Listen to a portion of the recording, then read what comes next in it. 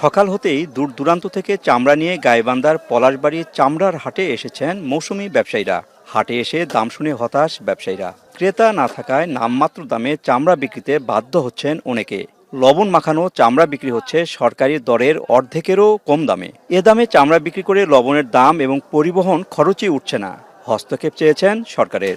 দেখেন আমরা নিচ্ছে না, যে ভালো মন্দ সবই একই দাম লাগাইছে। আমরা কিনে নিয়ে আসছি, তার ন্যায্য মূল্য দাম পাইতেছে না, তা আমরা এখন কষ্টের মধ্যে পড়ছি। বলতেছে সরকার বাড়িয়ে দিছে, তাছাড়া দাম মালের দাম বেশি না দিলে আমরা দেবো না। কিন্তু এখানে আসি দেখতেছি যে চামড়া নিচ্ছে না। একটা করে গ্রামত মনে করে 300, 400, 500 টাকা পর্যন্ত কেনা।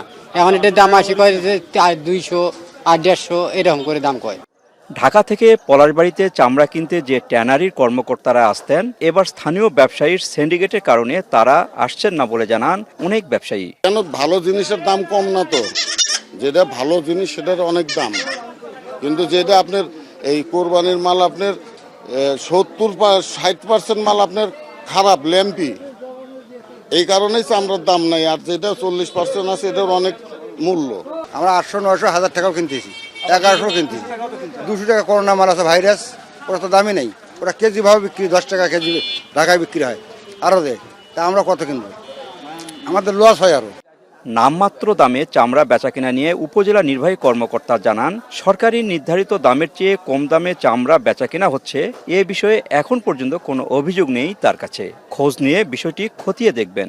চামড়ার দামের ব্যাপারে যে কথাটা বললেন, এই ব্যাপারে কোনো ভুক্তভোগী আমার সাথে পর্যন্ত দেখা করে নেই, না যারা চামড়া বিক্রয় করছে তারা, না চামড়া ব্যবসায়ী আছে তারা। যদি এরকম কোনো অভিযোগ আসে তাহলে সরকার যেটা নির্ধারিত রেট আছে সেটাতে যেন তারা চামড়া ক্রয় বিক্রয় হয়, সেটার জন্য আমরা ব্যবস্থা গ্রহণ করব। সরকার এবার লবণযুক্ত চামড়া ঢাকায় 62 থেকে 67 টাকা এবং ঢাকার বাইরে 52 থেকে 57 টাকা নির্ধারণ করেছিল। মাজেদুর রহমান, এখন গাইবান্ধা। ভিটামিন ই ও সি সিরাম 8টি প্রাকৃতিক অয়েল সমৃদ্ধ লিলি সিরাম অয়েল, যা চুল পড়া কমায় মাত্র 30 দিনে।